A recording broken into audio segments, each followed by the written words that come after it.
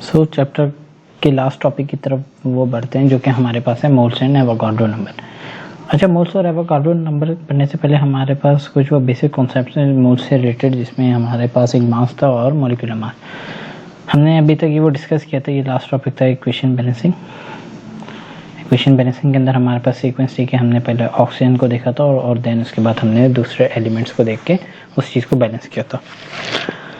अब हम चलते हैं मोल्स की तरफ। मोल्स किसी चीज़ को रिप्रेजेंट करते हैं और मोल्स के बेसिकली हमारे पास मोल्स का एक कॉन्सेप्ट होता है। मोल्स के हमारे पास अगर कभी भी कोई शूज़ हैं वो हमारे पास पेयर्स में आते हैं। शूज़ आपने देखा होगा पेयर्स में आते हैं। अगर आप बात करें फ्रूट्स में, अगर आप बात करें बनाना की, तो ये आपके पास डज़न होते हैं, डज़न में आते हैं। इसकी अगर हमारे पास जो क्वांटिटी होती है डज़न होती है। अगर आप बात करें जूस की, किसी भी जूस की, तो वो आपके mls में आता है या वॉल्यूम में आता है। वॉल्यूम उसका मिलीलीटर या लीटर में होता है। अगर आप बात करें कोई प्रैक्टिकल लाइफ में, अगर आप किसी बिस्किट की बात करें तो बिस्किट जो होते हैं वो ग्राम के अंदर होते हैं या सॉलिड होते हैं, और बिस्किट ग्राम्स में आपके पास आते हैं।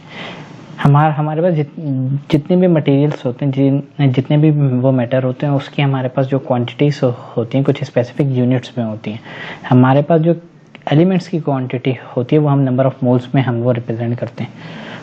मोल्स किसे कहते हैं? मोल्स की एग्जाम्पल लेके चलते हैं। हमारे पास किसी भी चीज़ की जो क्वांटिटी होती है वो स्पेसिफिक यूनिट्स में होती है। केमिस्ट्री के अंदर हमारे पास जो क्वांटिटीज़ हैं वो क्वांटिटीज़ जिस चीज़ के अंदर हमारे पास गिवन होती है वो मोस्टली हमारे पास क्या होते हैं? मोल्स। जिस तरीके से हमारे पास, अगर मैं एग्जाम्पल लिए, मैंने बिल्कुल आसान से एग्जाम्पल लिए कि हमारे पास अगर मैं बात करूं कि जैसे आपने एक कोल्ड ड्रिंक खरीदी। कोल्ड ड्रिंक जो होती है वो आपके पास वॉल्यूम में आती है या मिलीलीटर में आती है, और जिसकी फॉर एग्जांपल आपने 1.5 लीटर कोल्ड ड्रिंक खरीदी। 1.5 लीटर कोल्ड ड्रिंक एक स्पेसिफिक क्वांटिटी को वो रिप्रेजेंट करती है। केमिस्ट्री के अंदर जो मोल्स है वो भी हमारे पास एक स्पेसिफिक क्वांटिटी ऑफ एटम को बताते हैं। मोल्स हमारे पास जो फॉर्मूला होता है मास अपॉन मॉलिक्यूलर मास। मोल्स क्या है? वो रेशियो है मास अपॉन मॉलिक्यूलर मास का, या हमारे पास ये क्वांटिटी होती है जिसके अंदर हमारे पास कोई भी सोल्यूशन होता है वो गिवन होता है। मिसाल के तौर पर अगर मैं सोल्यूशन में बात करूं तो 1 मोलर सोल्यूशन हमारे पास 1 मोल से बनता है अगर हम उसको 1000 ml में रखते हैं। ये एक आगे जाके आप सोल्यूशन के टॉपिक में ये वो देखेंगे। बेसिकली मोल्स का आपको सिर्फ इतनी चीज़ समझना है कि मोल्स हमारे पास एटम्स की क्वांटिटीज़ होती हैं, जो कि हम किस तरीके से हम फाइंड आउट करते हैं। हम अगर मास को उसके मॉलिक्यूलर मास से अगर हम वो डिवाइड करते हैं तो वहाँ पर मोल्स हो जाते हैं। अगर मैं कहूँ मिसाल के तौर पे आपके पास 40 ग्राम कार्बन है तो उससे कितने मोल्स बनेंगे? तो आप मास के अंदर रखेंगे 40 ग्राम डिवाइड करेंगे 12 से, तो इससे आंसर जो आएगा 3.3 मोल्स आपके पास कार्बन हो गया। एक तरीका होता है आपके पास मोल्स कैलकुलेट करने का। अब हम बुक से रेफर करते हैं। एक चीज़ समझना है, gram atomic mass, gram molecular mass, gram formula mass. इसमें अगर हम ग्राम की टर्म को अगर आप थोड़ी देर के लिए आप निग्लेक्ट कर दें, आप समझेंगे ये टर्म नहीं है, थोड़ी देर के लिए, सही है। आपके पास जो ग्राम की टर्म को भी आप थोड़ी देर के लिए भी आप वो एज्यूम करें कि यहाँ करें। एटॉमिक मास क्या है? एटॉमिक मास आपको पता है, मॉलिक्यूलर मास क्या है और फार्मूला मास क्या है। एटॉमिक मास किसी भी एटम का number of proton plus neutron है। मॉलिक्यूलर मास जो हमारे पास जो फार्मूला मास है, जैसे हमने CO2 का किया था, हर एटम का जो एटॉमिक मास है उस मॉलिक्यूल का जो एटॉमिक मास बनेगा वो आपका है मॉलिक्यूलर मास। फार्मूला मास हमारे पास वो कंपाउंड जो कि आयोनिक बॉन्डिंग से बनते हैं, या जो सॉल्ट्स का जो मॉलिक्यूलर मास होता है उसको फार्मूला मास कहते हैं, सही है। मॉलिक्यूलर मास हमारे पास उन कंपाउंड्स का जो कोवैलेंट बॉन्डिंग से बनते हैं। फार्मूला मास हमारे पास उन कंपाउंड्स के जो आयोनिक बॉन्डिंग से बनते हैं। अब हम इसकी एक बार डिटेल देखेंगे। फॉर एग्जाम्पल हमारे पास बुक क्या हमारे को कहती है, as we have discuss before that all the substances are made up of atom and molecules और formula units. The mass of a atom is atomic mass. ये बात हमने पढ़ी, किसी भी एटम का जो मास है वो एटॉमिक मास है, और वो मास कैसे निकालते हैं? Number of proton plus neutron. The mass of a molecule is a molecular mass, ये बात भी सही है। The mass of a formula unit is formula mass. सही है. All of these masses are expressed in atomic mass unit. When these masses are expressed in gram, they are termed as gram atomic mass. जो ग्राम की term है ये हमारे पास जो हमने लिखा था ना 12 AMU, अगर हमारे पास इधर एक यूनिट का इजाफा कर दें 12 ग्राम, तब ये हमारे पास है ग्राम एटॉमिक मास, या इसके साथ अगर हम ग्राम का रिलेशन डाल दें. फॉर एग्जाम्पल हम इसको देखते हैं हम कैलकुलेट कैसे करते हैं. कैलकुलेशन दोनों की सेम है. ग्राम molecular mass and the gram formula मास इस तरीके से हम लेते हैं. आप देखें आपके पास एग्जाम्पल है, इसकी एग्जाम्पल को लें. सेम आपको सिर्फ वो चीज़ पता हो कि मास डिवाइड बाय मॉलिक्यूल में. The atomic mass of an element is express in gram is called gram atomic mass. It is also called as mole. Mole कहलाता है. अगर हम मोल किसे कहते हैं? Atomic mass of an element express in gram, या फिर हम कहते हैं ग्राम एटॉमिक मास. मोल को डिफाइन करने का आसान सा नाम है ग्राम एटॉमिक मास. ये हमारे पास रेशियो है मास ओवर मॉलिक्यूलर मास का. 1 gram of oxygen, 1 gram atom of oxygen is 16 gram equals to 1 mole. मिसाल के तौर पे हमारे को 1 मोल बनाना है. 1 मोल बनाने के लिए हमारे पास ऑक्सीजन का मॉलिक्यूलर मास कितना है? 16. तो हम इसके अंदर इसके ग्राम कितने लेंगे? तो हम ये कैलकुलेट कैसे करेंगे? Moles is equals to mass upon molecular mass. आपको बनाने कितने? 1 मोल बनाने. तो ये यहाँ पर डिवाइड कर वहाँ जाके मल्टीप्लाई हो जाएगा. मॉलिक्यूलर मास कितना है? 16. तो आपका मास आ जाएगा. तो 16 ग्राम आपके पास रिक्वायर्ड है किसी भी वो ऑक्सीजन के 1 मोल बनाने के लिए. अगर ऑक्सीजन का डाई एटॉमिक है, 2 ऑक्सीजन है, तो मॉलिक्यूलर मास कितना हो जाएगा? 32. जब 1:32 करेंगे तो आपके पास आ जाएगा 32 ग्राम रिक्वायर्ड होगा इसका मास. इस तरीके से आप इसको कैलकुलेट करते हैं. ग्राम मॉलिक्यूलर मास भी यही है. जैसे ये मैंने ऑक्सीजन की बात की 32, क्योंकि आपके पास number of moles is equal to mass upon molecular mass. Molecular mass oxygen 2 का कितना है? 16 × 2 इक्वल्स टू 32. तो ये कितना हो गया? मास आपको फाइंड आउट करना है तो मास यहीं पे रहेगा.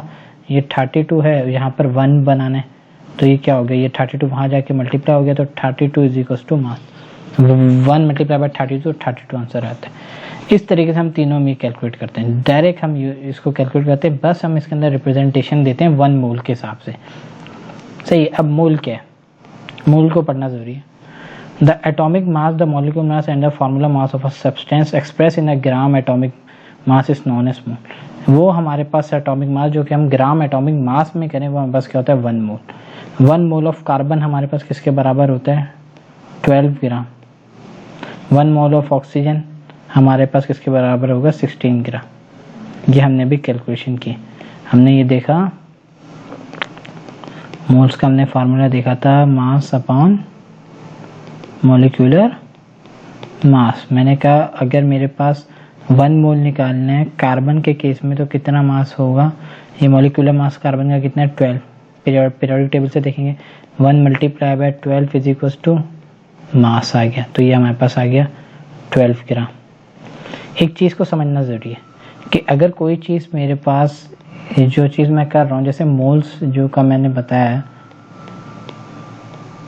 मॉलिक्यूलर मास, इस चीज़ को समझना ज़रूरी है. अगर मेरे पास मोल्स मुझे निकालने तो मेरे पास मास या मॉलिक्यूलर मास दोनों का होना ज़रूरी है.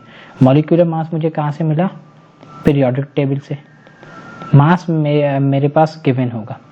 अगर मेरे को मोल्स पता है, वो कहता है यार आपने मोल्स कैलकुलेट करना है ग्राम एटॉमिक, तो मुझे पता है यहाँ पे 1 मोल होगा. मॉलिक्यूलर मास मेरे पास पीरियोडिक टेबल में, तो मैं मास निकाल सकता हूँ. जी. कैसे निकालूंगा? मैं मोल्स को, जो चीज़ यहाँ डिवीजन में है, डिवाइड हो रही है, अगर ये इक्वेशन के उस साइड जाती है तो इक्वेशन का रूल क्या है? जो यहाँ पर डिवाइड में है वो हमारे पास वहाँ जाके क्या हो जाती है? मल्टीप्लाई में. हमने मैथ्स में ये रूल पढ़ा है, और ये मल्टीप्लाई हो जाएगी मोल से. तो इस तरीके से मेरे पास मास आ जाएगा. तो जो मैं इक्वेशन के लेफ्ट हैंड साइड और राइट हैंड साइड जो मैं मूव कर रहा हूँ, ये बेसिकली क्या है कि मैं वो डिवाइड में जो फिगर है उसको मैं मल्टीप्लाई में लेके जा रहा हूँ. अब मेरे पास ये वो होता है कि अब एक एवोगाड्रो ने क्या कहा? एवोगाड्रो ने कहा कि किसी भी एटम का जो 1 मोल है उसके अंदर कितने होते हैं? 6.02 एक्सपोनेंशियल 23 आपके पास मॉलिक्यूल्स होते हैं. या 1 मोल के अंदर 6.023 एटम्स होते हैं। यहाँ पर इन्होंने एवोगाड्रो ने ये मेंशन कर दिया। तो ये एवोगाड्रो की ये स्टेटमेंट है। एवोगाड्रो कहते हैं किसी भी एटम का जो 1 मॉलिक्यूल है वो इतने 1 मोल है वो इतने मॉलिक्यूल्स रखते हैं।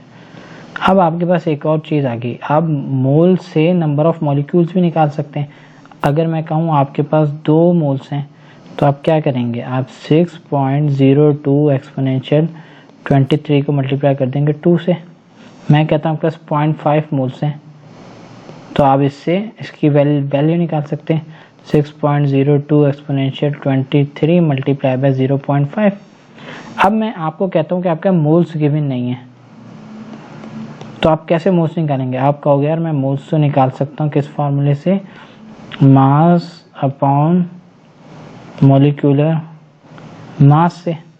मैं कहता हूँ आपके पास एक और चीज़ है, ये कांस्टेंट है नंबर ऑफ एटम, ये कितने होगा 6.02 एक्सपोनेंशियल 23 मॉलिक्यूल्स। सही है, मॉलिक्यूलर मास उस कंपाउंड का आपके पास कांस्टेंट होगा। ये दो चीज़ें क्या हैं कांस्टेंट। मिसाल के तौर पर मैं कार्बन की बात करता हूँ, कार्बन का 12 हो गया। अब आपके पास या तो मास गिवन करेगा या मोल्स गिवन करेगा, तो उसमें से आपने किसी एक चीज़ को फाइंड आउट करना होता है। इन दोनों में से कोई एक चीज़ देगा, क्योंकि Na की वैल्यू तो कांस्टेंट है, मॉलिक्यूलर मास की वैल्यू भी कांस्टेंट है। हो सकता है कि वो हमारे पास Na की वैल्यू चेंज कर दें, कहे कि यार अगर एक कंपाउंड की Na की वैल्यू मिसाल के तौर पे 6.1 एक्सपोनेंशियल 22 मॉलिक्यूल्स हैं एक कंपाउंड के, तो मुझे बताओ उसके कितने मोल्स हैं। तो मैं इसको निकाल सकता हूँ। मैं मोल से मुझे पता है 1 मोल्स किसके बराबर होता है 6.02 एक्सपोनेंशियल 23 के। मेरे पास मोल्स कितने गिवन है 6.1 एक्सपोनेंशियल 22 गिवन है, तो ये मेरे पास कितने मोल होंगे x मोल्स होंगे।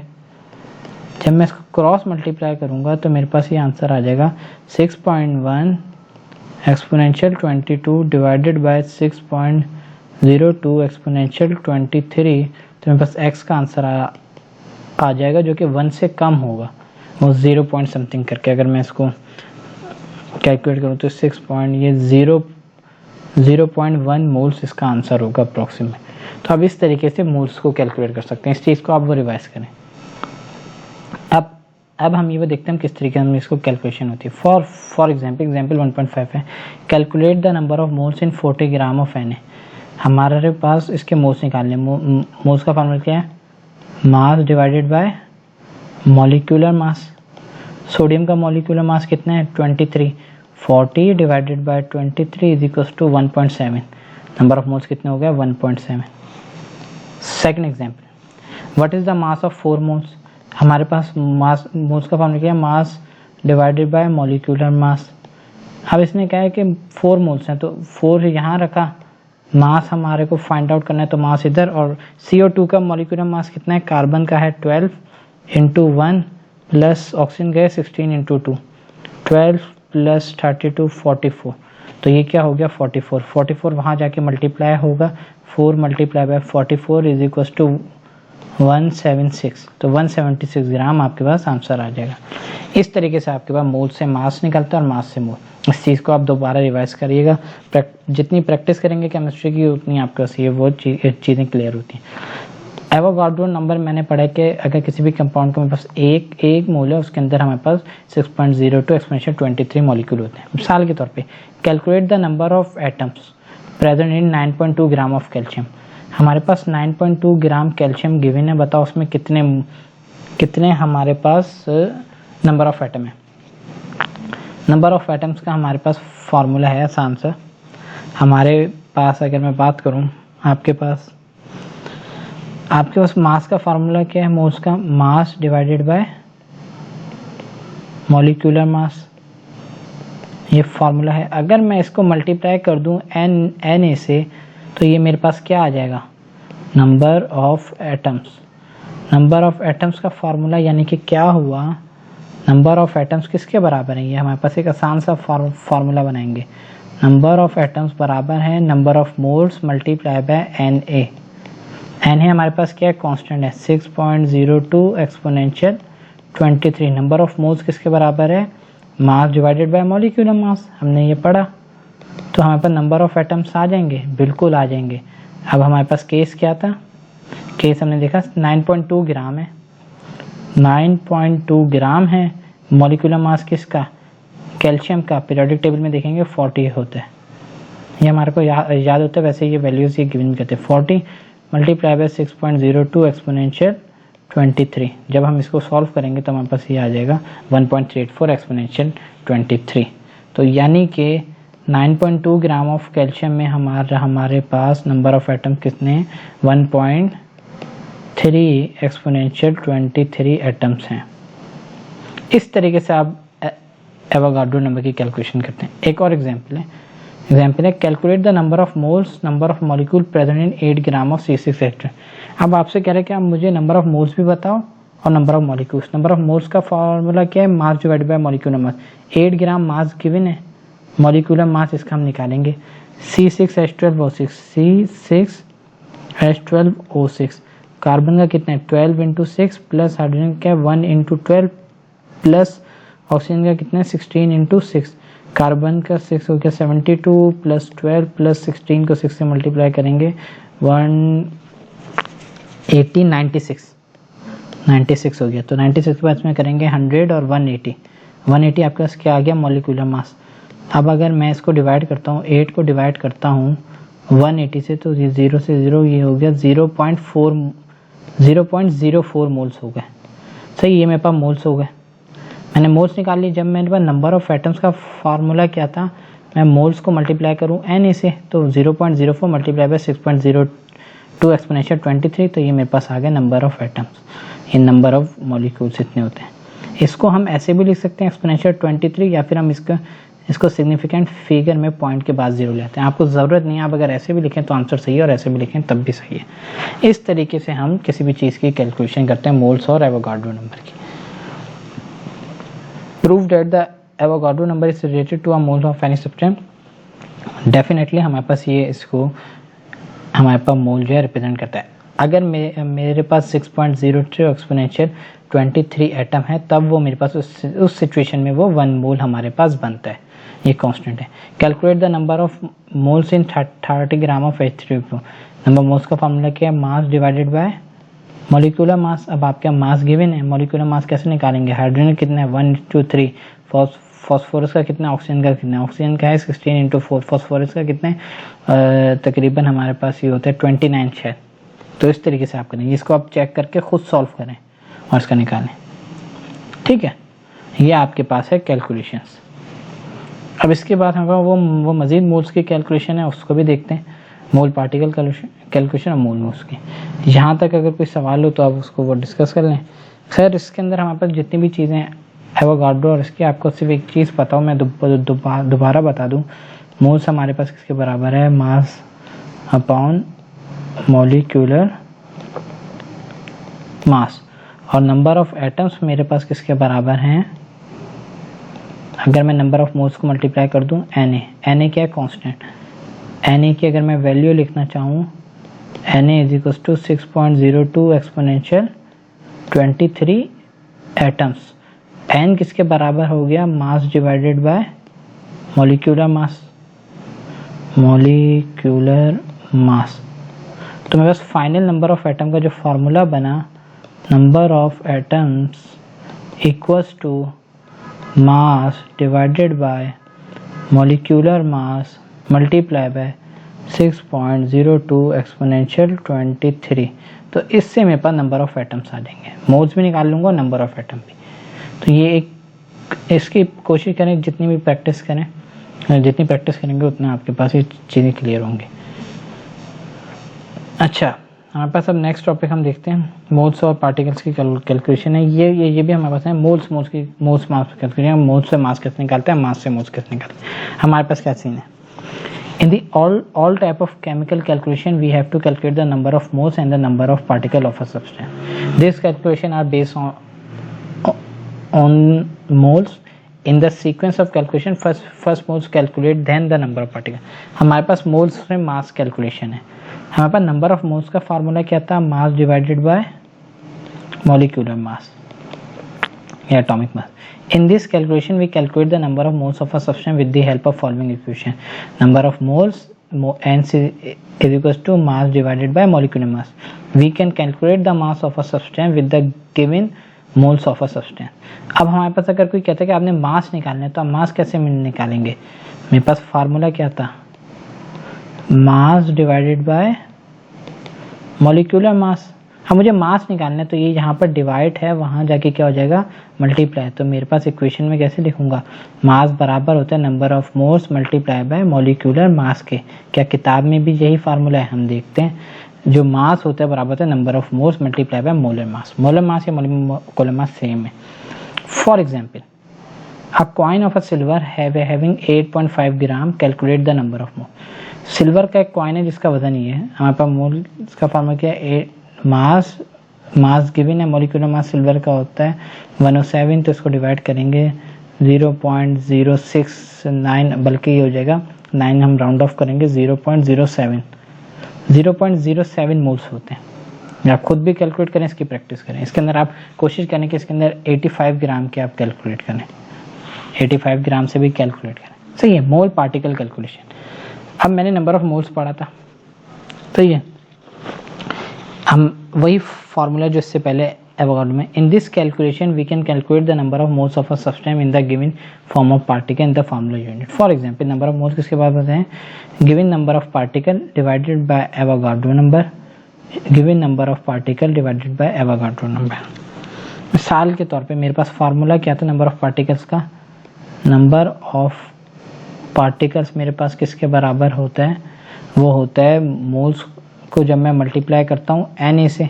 अब मेरे पास मोल्स हैं, तो मोल्स कैसे निकलेंगे पार्टिकल से? तो मैं मोल्स निकालने, तो यहाँ पर ये मल्टीप्लाई का है, वहाँ जाके क्या हो जाएगा? डिवाइड।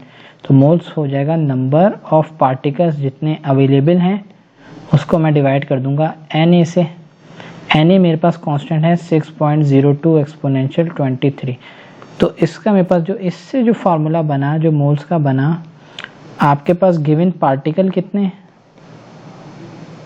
कंपाउंड के, उसको डिवाइड कर दो 6.02 एक्सपोनेंशियल 23 से, तो आपको उस कंडीशन में उस पार्टिकल्स को आप कन्वर्ट कर दोगे मोल्स में। फार्मूला आपका यही है।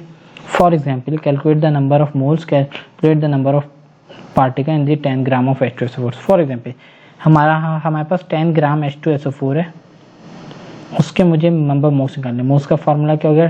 10 डिवाइड बाय इसका मॉलिक्यूलर मास होता है 98, तो ये कैलकुलेट 0.098, या इसको मैं अप्रॉक्सीमेट कर दूंगा 0.1 मोल हो गए। मोल कितना हो गया? 0.1 मोल। सही है। अब मेरे को नंबर ऑफ पार्टिकल निकालने। नंबर ऑफ पार्टिकल्स का फार्मूला क्या था? नंबर ऑफ पार्टिकल्स का मैंने जो फार्मूला पढ़ा है वो क्या है कि मोल्स जो है 0.1 मल्टीप्लाई कर दूँ 6.02 एक्सपोनेंशियल 23 से। जब मैं 0.1 को मल्टीप्लाई करूँगा तो मेरे पास हो जाएगा एक्सपोनेंशियल 23 की जगह 22। कैलकुलेटर यूज़ करें तो इस तरीके से आपका सही आंसर आएगा। मोल से वॉल्यूम भी आप कैलकुलेट कर सकते हो। बेशक आपको अगर मोल्स पता हो, आप वॉल्यूम को कैलकुलेट कर सकते हो। कैसे? एक इक्वेशन है, the moles of a quantity of the gases can be express in the term of volume according to the Avogadro 1 mole of an gas substance occupied 20-24 में।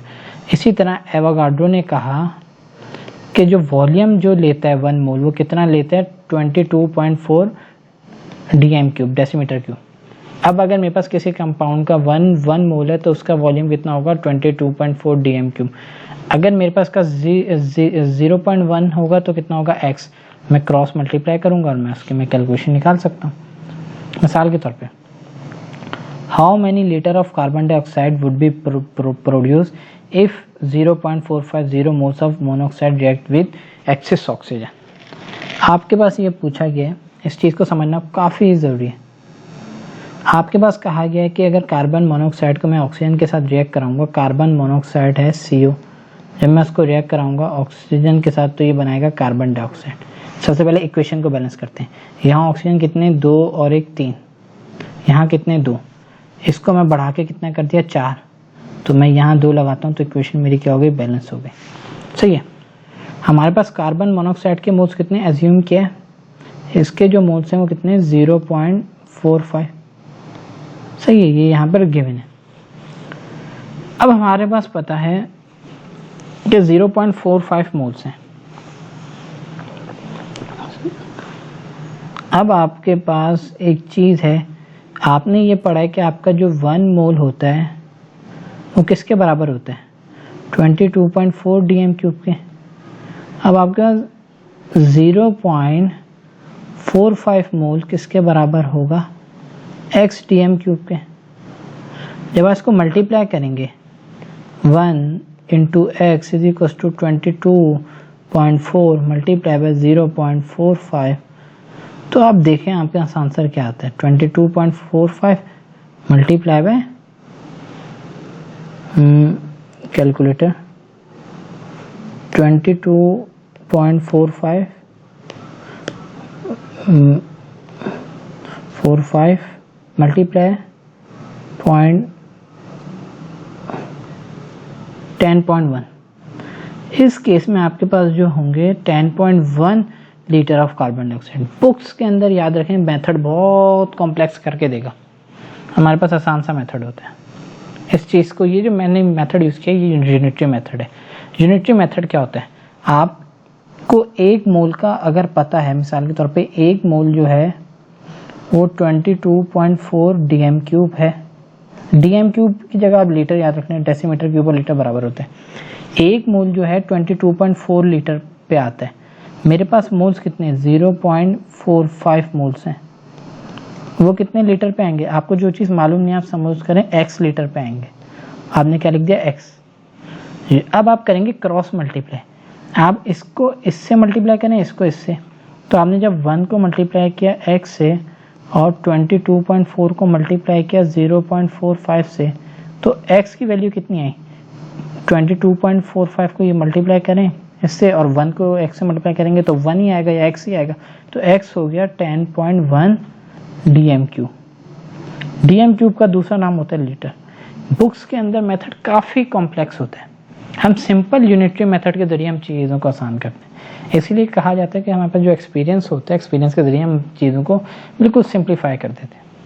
यहाँ पर चीज़ें मुश्किल हैं कि यहाँ पर इन्होंने कुछ 2 मोल्स ऑफ कार्बन डाइऑक्साइड के जरिए 2, अब हमारे पास सिंपल सा रिलेशन होता है कि हम इसके मोल्स, अगर इसके मोल्स हमारे पास रेशियो इक्वल इसमें बराबर है 2:2, अगर बराबर नहीं होते तो हमारे पास अगर इसके कम होते तो मैं इसको डिवाइड कर देता जितने मोल्स कम होते हैं। लेकिन आमतौर पे 9 के लेवल पे ये चीज़ें हमारे पास इतनी इशू नहीं करती। तो इसके अंदर फ़िलहाल इतना ही था। केमिस्ट्री की बुक के अंदर हमने चैप्टर नंबर 1 अल्हम्दुलिल्लाह वो कंप्लीट किया। अभी हम ये वो देखें कि हम किस तरीके से हम इसको करते हैं। हमारे पास डिफरेंट टेक्स्ट बुक की एक्सरसाइज को कोशिश करें, आप खुद हल करें, इक्वेशंस को बैलेंस करें। खुद अगर ये चीज़ें करेंगे तो इसकी प्रैक्टिस होगी। बाकी इसकी गाइड आपके पास अवेलेबल होती है, लेकिन बेहतर है कि आप इसको खुद हल करें। इसकी समरी को हम एक बार रीड कर लेते हैं क्योंकि समरी काफ़ी यूज़फुल होती है। समरी के अंदर क्या है, Chemistry is the branch of science which deal with the properties, composition and the structure of matter. Chemistry also deal with the changes involved in matter. मिसाल के तौर पे हमारे पास जो ब्रांच है प्रॉपर्टीज, कंपोजिशन वगैरह को देखते हैं और चेंजेस क्या होती है, हमारे पास जो नमक पानी में घुलता है वो चेंज हो जाता है। Chemistry is everywhere in our environment and serving the humanity day and night. ये हमारे पास वो चीज़ें जो कि हमारे पास वो बिल्कुल वो रट्टा होती हैं, तो इसको लेकिन एक बार रीड करना लाजमी ज़रूरी है। मिसाल के तौर पे हमारे पास अगर हम क्वेश्चन करते हैं the branch of chemistry that deal with the hydrocarbon, ये हमने रीड करा था organic chemistry. The atomic mass of an element is express in gram is called, ये आपके पास ग्राम एटॉमिक मास है ना। Which of the following can be separated by physical means. हमें बहुत सी चीज़ें फिजिकली हम आमतौर पर अगर मैं कहूँ कि मिक्सचर को बासानी हम, क्योंकि मिक्सचर में क्या होता है रिएक्ट नहीं करता। The molar mass of H2SO4 is 98 AMU. The molecule consist of two atom is called diatomic. तो इस तरीके से आप इस चीज़ों को सॉल्व करें। अब formula that indicate the actual number of the atom is called molecular formula actual number. Ethyl alcohol is prepared by, ethyl alcohol fermentation के जरिए होता है। फर्मेंटेशन का सवाल अभी हमने रीड किया था, ये आप खुद देखें हिस्ट्री में। विच of the following is not a homo atom. Homo atom कौन सा नहीं है, अब आपके पास एक बहुत ज़्यादा डिटेल है उसमें आप देखें। विच of the following is not a homo atomic, ये अब आपको खुद देखेंगे, आप पीछे इसको जाके रिवाइज करें, ये होमो एटॉमिक है, ये आपको पता होना चाहिए। इसमें से कोई या ये हो सकता है, या ये हो सकता है, ये हो सकता है। आप देखें ना डिफरेंस किस में, फिर डिफरेंस अगर आपको पता चल जाए तो आप उसको जस्ट फॉलो करें। Empirical formula for the hydrogen peroxide H2O2 होता है, तो इसका अगर मैं एम्पेरिकल निकालूं HO, the piece of metal in the pure form is pure form में चाहिए हमारे पास, मिक्सचर तो नहीं है, रेडिकल तो नहीं है, सब्सटेंस प्योर फॉर्म में। तो अच्छा, हमारे पास शॉर्ट क्वेश्चन है, हमारे पास एक जो क्वेश्चन आता है, differentiate between physical and analytical chemistry. Physical chemistry में हम उसकी प्रॉपर्टीज़ को डील करते हैं और एनालिटिकल केमिस्ट्री में हम डिफरेंट टेक्निक्स को यूज़ करते हैं कि हम किस तरीके से हम उसका एनालिसिस करें। Classification of molecules, mono atomic, di atomic, tri atomic और पॉली एटॉमिक। एटम्स और आयन का, एटम हमारे पास न्यूट्रल होता है, आयन से हमारे पास चार्ज पार्टिकल हैं। सेम यही है कंपाउंड और मिक्सचर। कंपाउंड हमारे पास रिएक्शन के जरिए बनते हैं, मिक्सचर हमारे पास जस्ट हम फिजिकली मिक्स करते हैं। Gram atomic mass, gram molecular mass, gram formula. Atomic mass को आप बता सकते हैं, फार्मूला मास को बता सकते हैं, और इसको भी। तो जो ग्राम का टर्म है वो मोल्स को रिप्रेजेंट करता है। Write down the chemical empirical and the molecular formula. इसका केमिकल फार्मूला लिख दें, इसका लिख दें, इसका लिख दें। मिसाल के तौर पर इसका है CO2, इसका है C6H12O6, इसका है C6H6, सल्फ्यूरिक एसिड का है H2SO4। इसका मॉलिक्यूलर एम्पेरिकल फार्मूला क्या हो गया, CO2, इसका हो गया C1H2O6, इसका क्या हो गया, CH हो गया। तो इस तरीके से करना है। रिलेशनशिप बताने एम्पेरिकल और मॉलिक्यूलर में आपके पास वैल्यू ऑफ एन। एम्पेरिकल उसका सिंपलेस्ट रेशियो, अगर मैं उससे n नंबर से मल्टीप्लाई करूं तो मैं उसको कन्वर्ट करूंगा मॉलिक्यूलर फार्मूला में। एग्जाम्पल देते हैं ग्लूकोज की, C6H12O6 इसका मॉलिक्यूलर फार्मूला है, और मैं इसको लिख कर सकता हूँ CH2O, ये इसका empirical formula. Hydrogen oxygen consider as the element whereas water is a compound, क्योंकि वो सिंगल एंटाइटी है हाइड्रोजन ऐसे, लेकिन जब ये दोनों एक दूसरे के साथ कनेक्ट होते हैं तो बनाते हैं वाटर। डिटेल क्वेश्चन में क्या, what do you mean by chemistry. Ions क्या होते हैं, जो हमारे पास इलेक्ट्रॉन के लूज होने से बने, इलेक्ट्रॉन को गेन करते हैं। मॉलिक्यूल है, कोई मॉलिक्यूल हमारे पास जो वो बनता है। हमारे पास रेडिकल क्या होता है, हमारे पास कुछ कंपाउंड जब किसी भी लाइट सोर्सिंग वजह से या हीट के ऐसे डिटोरिएट होते हैं, उनके पास फ्री इलेक्ट्रॉन आ जाते हैं, अनपेड इलेक्ट्रॉन हो जाते हैं। Application of daily life chemistry की आप बता सकते हैं। एम्पेरिकल और मॉलिक्यूलर फॉर्मूले की आप डिटेल बता सकते हैं, स्टेप्स बता सकते हैं। क्वेश्चन को बैलेंस करने के लिए सबसे पहले आपने रिएक्टेंट और प्रोडक्ट को अरेंज करना है, और फिर उसके बाद आपने इसको देखना है कि यार कहाँ पर ऑक्सीजन की तादाद, फिर आपने ऑक्सीजन को पूरा करना है, देन आपने तमाम चीज़ों को फॉलो करना है।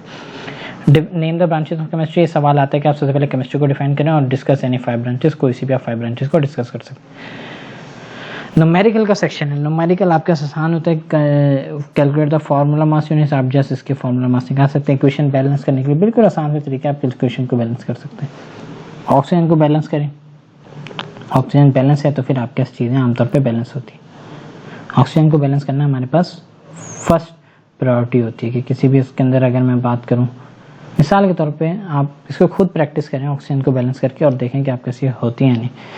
आमतौर पे जितनी भी बुक्स के अंदर ऑक्सीजन चीज़ें दी गई हैं, कोशिश करें इनको आप बजाते खुद सॉल्व करें। मिसाल के तौर पे मैं ये कर देता हूँ, मेरे पास इधर 2 ऑक्सीजन है, यहाँ पर तीन ऑक्सीजन है, मैंने यहाँ कर दिया, यहाँ कितने हो गए 4, मैंने 2 लगा दी, तो इस 4 के बाद इधर 1 ऑक्सीजन ज़्यादा हो गया तो मैंने 2 लगा दी। मैं चाहूँ तो सारे कर सकता हूँ, लेकिन ये चीज़ें आपकी प्रैक्टिस के लिए छोड़ी। कैलकुलेट द मोलर मास, इनके आप मोलर मास निकाल सकते हैं, एटॉमिक से लें और प्रैक्टिस करें। How many moles are required to prepare 40 gram of H2SO4। Moles का फार्मूला क्या है, mass divided by molecular mass. आपका मास गिवन है, मॉलिक्यूलर मास आपने दिया 98 है, आपके पास मोल्स निकल जाएंगे। सही है, इस तरीके से आप चीज़ें कर सकते हैं। Calculate the number of moles आप निकाल सकते हैं, इसके अंदर कितने मोल्स हैं, इसके अंदर कितने मोल्स हैं। इस बहुत आसान चैप्टर है लेकिन बहुत ज़्यादा कॉन्सेप्चुअल है। इसकी अगर मैं बात करूं कि अगर आप इसकी जस्ट प्रैक्टिस करेंगे तो आपको ये चीज़ें क्लियर हो जाएंगी। हमारे पास जितने भी फॉर्मूले इसके अंदर यूज़ हुए वो सब आपको चाहिए कि आप अपने पास इसको फेयर में लिखें और इस चैप्टर की प्रैक्टिस करें। इस चैप्टर का आपके पास जो टारगेट होना चाहिए, अगर आपने मिसाल के तौर पे अभी केमिस्ट्री स्टार्ट किए तो मैक्सिमम आप इस चैप्टर के, अगर इसमें 5 वीडियोस हैं फॉर एग्जांपल इसके अंदर, तो आप कोशिश करें इसे 5 दिन के अंदर इसको कवर करें। फिर नेक्स्ट चैप्टर है हमारा एटॉमिक स्ट्रक्चर। इसको हम, ये हमारे पास डिटेल है, यहाँ पर इसको 2 से 3 वीडियोस में हम कोशिश करेंगे इस पूरे चैप्टर को ख़त्म करें। इसमें से कोई भी वीडियो अगर आपकी कोई लेक्चर है वो अगर आपने पीछे से नहीं डिस्कस किया या फिर अपने वो किया, तो आपको मैं ये मशवरा दूंगा कि आप इसको एटलीस्ट पूरा देखें। इसलिए नहीं कि आपके पास वो टाइम ज़्यादा है, इसलिए कि आपने अगर कॉन्सेप्ट बनाने तो आपको चीज़ों को टाइमली लेके चलना है।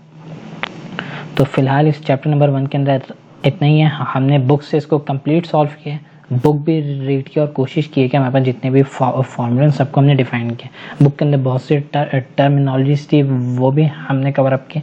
हमने हद तक इस पूरी किताब पे पता नहीं लकीरें मार मार के हमने किताब भी गंदी कर दी है। खैर, तो ये तो इतना इशू नहीं है, लेकिन इसको आप डिटेल में पढ़ें और समझें। जज़ाकल्लाह।